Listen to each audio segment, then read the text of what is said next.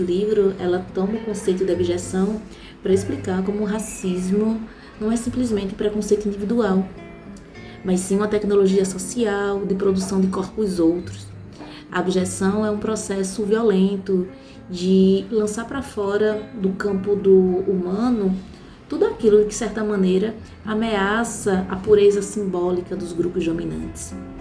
E o corpo negro, na formação social brasileira, né, ele foi constituído como abjeto por excelência, ou seja, aquilo que precisava ser negado, aquilo que precisava ser rejeitado, aquilo que precisava ser apagado. E pensando, né, nesse processo de apagamento que se perpetua em todos os espaços, inclusive nas academias, nas universidades, eu escolhi um trechinho do capítulo 5, né, Guerras Feministas, Limites das Categorias Gênero e Patriarcado, onde Berenice, na página 210, vai narrar uma cena que ela diz ser comum nas pós-graduações, mas que a gente encontra em todas as graduações ultimamente, das ciências sociais também, né? E diz assim: primeiro dia de aula em programa de pós-graduação.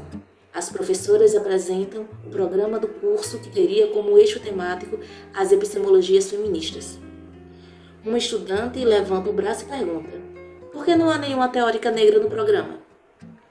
Inicia-se um intenso debate sobre invisibilidade da existência de pessoas negras e a violência epistemológica.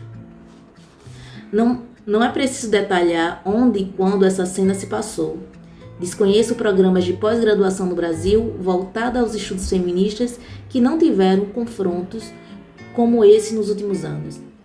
Já nos primeiros semestres do curso de Ciências Sociais, aprendemos a desconfiar sociologicamente das repetições. Elas não são obra do acaso. E aqui estamos diante de uma explicitação das intensas e constantes disputas sobre os objetivos e agendas teóricas e políticas dos feminismos. Em geral, essas cenas são protagonizadas por mestrandas ou doutorandas que, sem uma combinação prévia, passam a inquirir a universidade do porquê da reprodução sistemática do apagamento das existências negras e do pensamento negro. Boa leitura.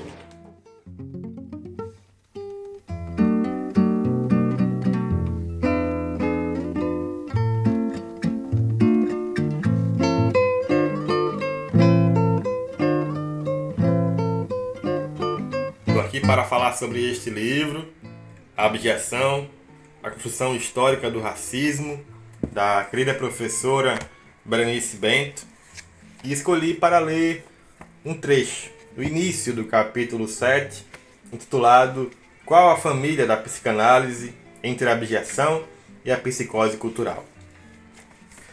A paciente chega ao consultório do psicanalista, a sessão começa, ela diz que o racismo tem sido uma fonte de sofrimento em sua vida.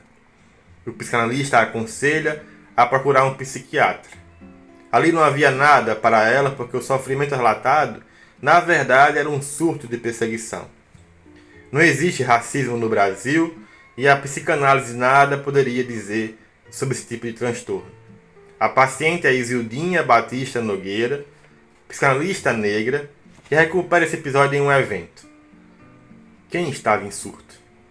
Quem estava desconectado da realidade e produzindo fantasias?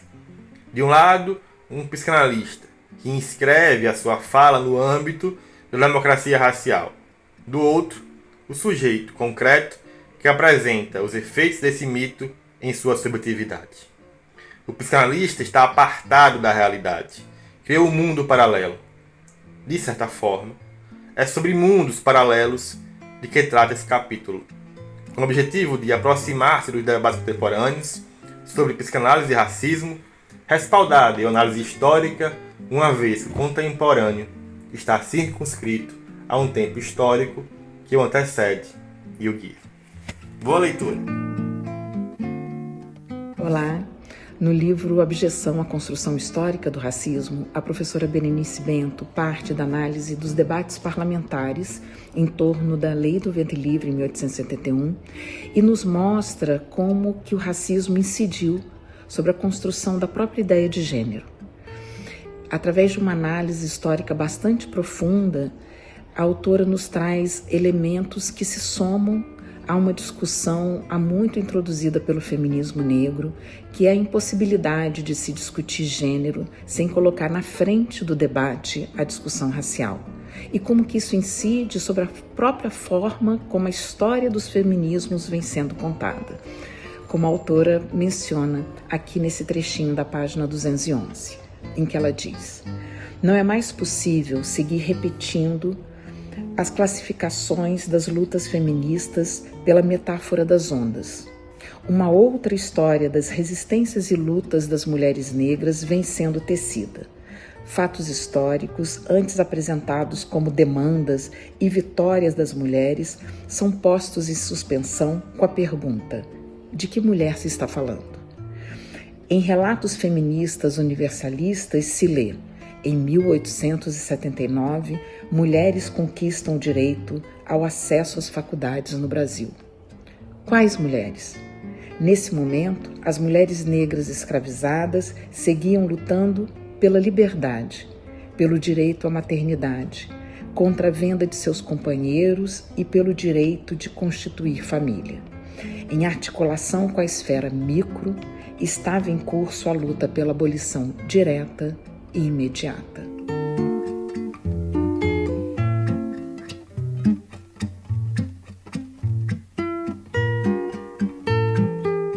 Após a abolição, o aparelho de Estado se voltou para controlar a população negra. A criminalização das danças, das músicas, da capoeira foi o mecanismo que deu continuidade à representação daqueles corpos como abjetos. O medo dos senhores e senhoras escravocratas, antes fragmentado, encontrou nos aparelhos estatais os instrumentos que unificaram as ações de repressão como grande produtora e gestora. O medo da presença negra segue como algo banal e pode ser notado na hora em que um segurança de supermercado acompanha os passos de uma mulher negra dentro do estabelecimento e exige que ela mostre sua bolsa, ou no movimento que uma pessoa faz de segurar a bolsa ou de mudar de calçada diante da aproximação de um jovem negro. O medo dos corpos negros se tornou uma herança constitutiva na nação, um tipo de memória compartilhada, não dita, ou talvez maldita, mas que está nos buracos infinitesimais de nossos cotidianos.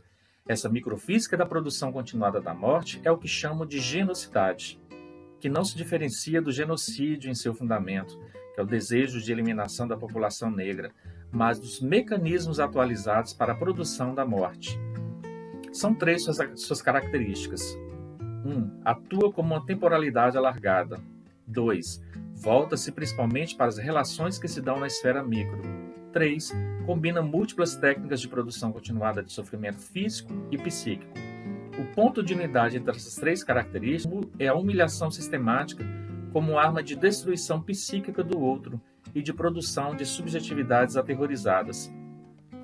Os atos de humilhação são gestos de poder que têm como função lembrar o ser humilhado que ele se encontra completamente despossuído de vontade. O objetivo da genocidade, atos continuados de humilhação, é a mortificação do eu, com profundos efeitos de adoecimento psíquico. E nesse livro, a Berenice traz uma perspectiva de como que o Estado brasileiro construiu práticas e mecanismos de poder que tornaram algumas populações e alguns indivíduos abjetos, né? Ou seja, tornaram algumas populações e indivíduos totalmente desprezíveis pela sociedade, totalmente descartáveis e totalmente matáveis, né? Para isso, a Berenice recorre ao momento da escravidão, analisando como que essas práticas começaram a ser gestadas sobre os corpos das pessoas negras escravizadas, sobretudo das mulheres, né? Recorrendo, por exemplo, à Lei do Ventre Livre, em 1871, em que os parlamentares no Congresso Nacional legislavam e debatiam sobre o útero das mulheres negras escravizadas, né? É uma discussão totalmente atual que ecoa com o Brasil contemporâneo, no sentido de que somos um país que ainda criminaliza o aborto, ou seja, temos um Congresso Nacional predominantemente masculino que legisla sobre o útero das mulheres, impedindo que as mulheres possam ter o direito de decidir sobre o seu próprio corpo, né? Nos permite também esse livro entender como que o Brasil ainda produz chacinas, deixando mais de 100 corpos no chão, como aconteceu recentemente no Complexo da Penha e no Complexo do Alemão. Então é um livro absolutamente importante para entender como que o racismo opera na nossa sociedade. O livro foi finalista do Prêmio Jabuti, então é uma honra poder compartilhar um pouco desse livro com vocês. Espero que vocês leiam o livro Abjeção, a construção histórica do racismo.